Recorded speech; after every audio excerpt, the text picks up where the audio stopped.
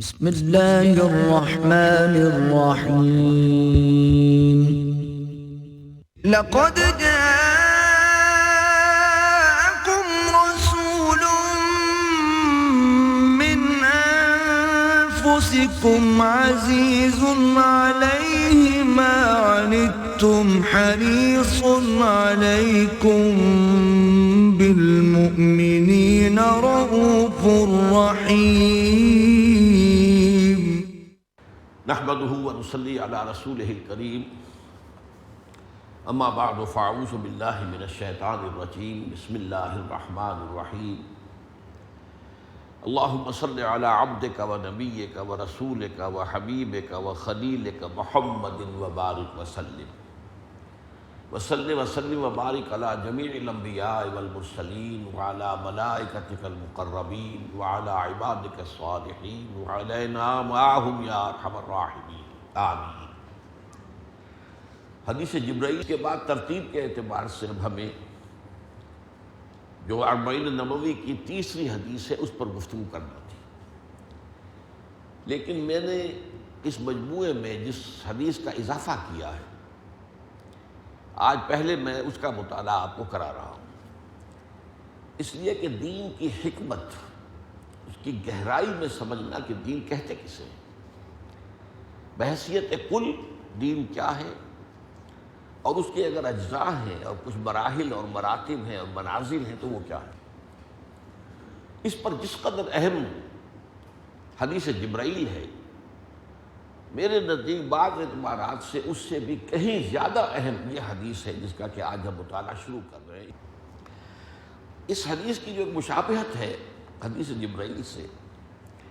وہ اس کے کنٹینٹس کے علاوہ اس کے اسلوب سے بھی ہے۔ جیسے کہ ہم نے دیکھا کہ حدیث جبرائیل میں حضور صلی اللہ علیہ وسلم کی محفل کا ایک واقعہ ایسے بیان ہوا، ایسی تفصیلات کے ساتھ کہ گویا کہ ہماری نگاہوں کے سامنے وہ نقشہ آ گیا، اور تھوڑی دیر کے لیے ہمیں یہ لذت جو ہے محسوس ہوئی کہ ہم خود بھی اسی ماحول کا اور اسی گویا کہ مجلس کا جز بن گئے۔ اس سے بھی کہیں زیادہ کیفیت اس حدیث کے اندر ہے، اس کے بیان کے انداز میں اور اس کا پس منظر بیان کرنے میں، اس کا واقعاتی انداز میں۔ چنانچہ میں اب اس کا ترجمہ اس وقت ہم سب سے پہلے کر رہے ہیں تاکہ ایک نشست میں ترجمہ مکمل ہو جائے، اور صرف چند اشارات، باقی اس کے دو مضامین پر تفصیلی گفتگو انشاءاللہ آئندہ جمعے میں ہوگی۔ عن معاذ بن جبل رضی اللہ تعالی عنہ، اس حدیث کے راوی حضرت معاذ بن جبل ہیں رضی اللہ تعالی عنہ، جو ایک انصاری صحابی ہے،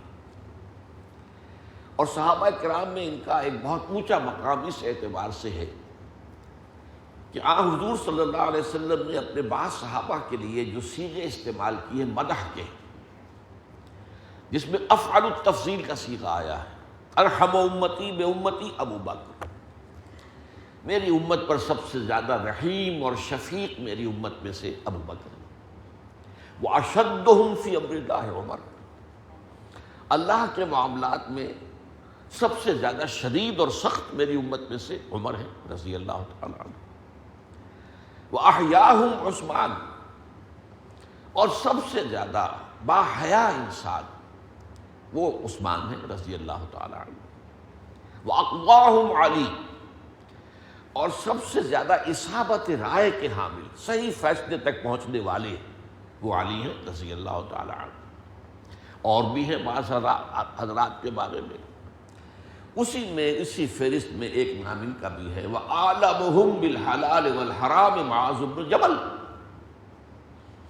اور میرے ان صحابہ میں حلال اور حرام کے علم کا سب سے زیادہ جاننے والا معاذ بن جبل ہے۔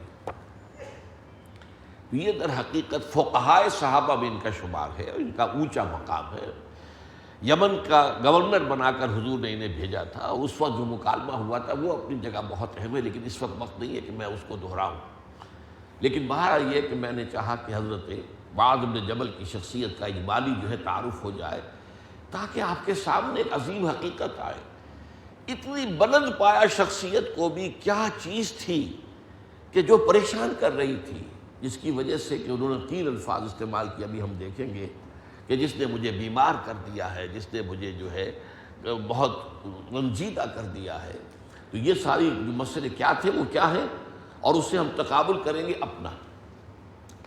تو حضرت معاذ بن جبل سے روایت ہے ان رسول اللہ صلی اللہ علیہ وسلم خرج بالناس قبل غزوۃ تبوک، کہ اللہ کے رسول صلی اللہ علیہ وسلم لوگوں کو لے کر نکلے غزوہ تبوک سے قبل، یعنی یہ تبوک کی طرف جاتے ہوئے سفر کے دوران ایک واقعہ ہے جو پیش آیا۔ اچھا دیکھیے، سفر تبوک حضور کی زندگی کا آخری غزوہ ہے۔ یہ بھی مشابہت ہے کہ حدیث جبرائیل بھی حضور کی حیات دنیاوی کے بالکل آخری ایام کا واقعہ ہے، اور یہ بھی حضور کی حیات طیبہ، حیات دنیاوی کا گویا کہ آخری دور ہے جس سے متعلق یہ واقعہ ہے۔ فلما ان اصبح، تو جب صبح ہو گئی، اب اس جملے کے پیچھے کیا چیز پوشیدہ ہے کہ اصل میں وہ سفر سارا جو ہے کیا جاتا تھا رات کے وقت، کیونکہ صحرا کا سفر ہے، دن میں شدید گرمی، دھوپ کی تبازت، تو زیادہ سفر جو ہے وہ رات کو بہرحال خنکی ہوتی ہے، دھوپ نہیں ہوتی، لہذا جتنا بھی فاصلہ رات کو طے ہو جائے وہ غنیمت ہے۔ تو ساری رات سفر کرنے کے بعد فلما ان اصبح، جب صبح ہو گئی، فجر طلوع ہو گئی، صلی بالناس صلاۃ الفجر، صلاۃ الصبح،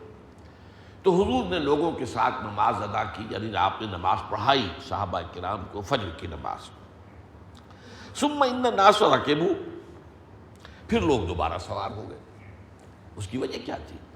کہ ابھی جب کہ دھوپ جو ہے سورج کے نکلنے اور دھوپ کے تیز ہونے سے پہلے پہلے اس تھوڑی سی ابھی ٹھنڈ جو ہے اس میں جتنا سفر قطع ہو جائے وہ غنیمت ہے۔ جب تمازت زیادہ ہو جائے گی تب تو سفر ممکن نہیں ہوگا، پھر تو کہیں نہ کہیں جو ہے آرام کرنا پڑے گا اور کچھ جو ہے وقت گزارنا پڑے گا۔ ثم ان الناس رکبوا فلما ان طلعت الشمس نعس الناس فی اثر الدلجہ، تو جب سورج طلوع ہو گیا تو لوگ شب بیداری کے اثرات کے تحت اونگنے لگے۔ ہم میں